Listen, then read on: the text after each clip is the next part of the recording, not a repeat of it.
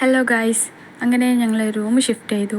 UAE വന്നിട്ട് 3.5 മാസമായി. ഞാൻ ഈ 3.5 മാസവും താമസിച്ചത് ഈ റൂമിൽ തന്നെ ആയിരുന്നു.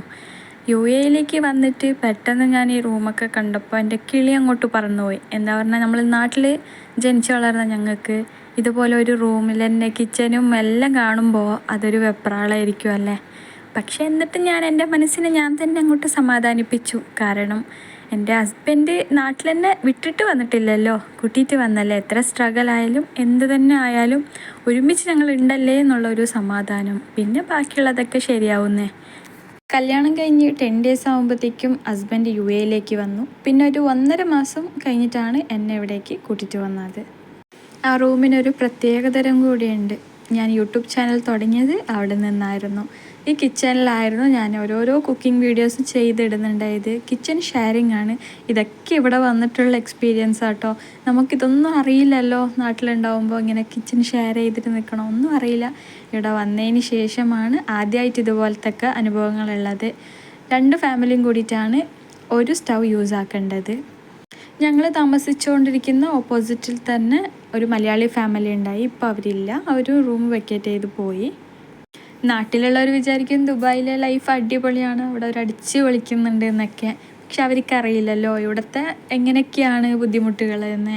ഇവിടെ കിച്ചനൊക്കെ ഷെയറിങ് ആയിരിക്കും. അതല്ല, നമുക്ക് പ്രൈവസി ആയിട്ടുള്ള വേണമെന്നുണ്ടെങ്കിൽ അതും ഉണ്ട്. പക്ഷെ നമ്മുടെ ബഡ്ജറ്റ് അത്രത്തോളം ഉണ്ടാവണം. ഇപ്പം ഞങ്ങളുടെ ബഡ്ജറ്റിന് എത്ര ഉണ്ടോ അതിനനുസരിച്ചിട്ടുള്ള റൂമല്ലേ ഞങ്ങൾക്ക് ഇവിടെ ആക്കാൻ പറ്റുള്ളൂ. എന്ത് തന്നെ ആയാലും ഇവിടെ വന്ന പിന്നെ ജീവിതം പഠിക്കാൻ പറ്റി. ശരിക്കും പറഞ്ഞിട്ടുണ്ടെങ്കിൽ ഇവിടെ വന്ന് ഉറുപ്പ്യ പോലും നമുക്ക് വെറുതെ കളയാൻ തോന്നൂല. ഞാനവിടെ ഏറ്റവും മിസ് ചെയ്യുന്ന ഒരാളാണ് എൻ്റെ മിന്നുപൂച്ച. ഞാനവിടെ കുക്കിംഗ് ചെയ്യുമ്പോൾ ഇടയ്ക്കൊക്കെ വരും പുള്ളിക്കാരത്തി. ആരുടെ പൂച്ചയാണെന്നൊന്നും അറിയില്ല കേട്ടോ. ഇടയ്ക്കിടയ്ക്ക് വരും എൻ്റെ അടുത്ത് വന്നിട്ട് ഇങ്ങനെ നോക്കും, കാലെല്ലാം തടകും, എന്നിട്ട് അവളുടെ പാട്ടിന് അവൾ പോകും. ഞാൻ വരുന്നതിന് 2-3 ദിവസം മുമ്പ് അവളെ കാണുന്നുണ്ടായിട്ടില്ല. എവിടെ പോയോന്നറിയില്ല. ഞാൻ ഒരാഴ്ച മുമ്പ് അവളോട് പറഞ്ഞിട്ടുണ്ടായി ഞാൻ ഇവിടുന്ന് പോവുകയാണ് എന്നൊക്കെ. അതറിഞ്ഞിട്ടാണോ എന്തോന്നറിയില്ല, സങ്കടത്തോടെ ആയിരിക്കും. കുട്ടി വന്നിട്ടില്ല, 2-3 ദിവസമായി വന്നിട്ടേ ഉണ്ടായിട്ടില്ല. ഇടയ്ക്കേ വരുള്ളൂ, എപ്പോഴൊന്നും വരില്ല. ഇടയ്ക്ക് വന്നിട്ട് മേലെന്നെല്ലാം ഒന്ന് വിസിറ്റ് ചെയ്തിട്ട് അവൾ പോകും. ഇതായിരുന്നു ഞങ്ങളുടെ റൂം. ഒരേ റൂമായിരുന്നു. പിന്നെ കിച്ചൺ അതേ ഞാൻ കാണിച്ചു തന്നല്ലോ, അത് ഷെയറിങ് കിച്ചനാണ്. അങ്ങനെ ഞാൻ റൂമിനോടെല്ലാം ഒരു ടാറ്റ ബൈ ബൈ എല്ലാം പറഞ്ഞ്. റൂം അത്രയൊന്നും പാങ്ങില്ല, എന്നാലും കുഴപ്പമില്ല. ജീവിതത്തിൽ എപ്പോഴും സുഖം മാത്രം ആഗ്രഹിച്ചാൽ നടക്കില്ലല്ലോ.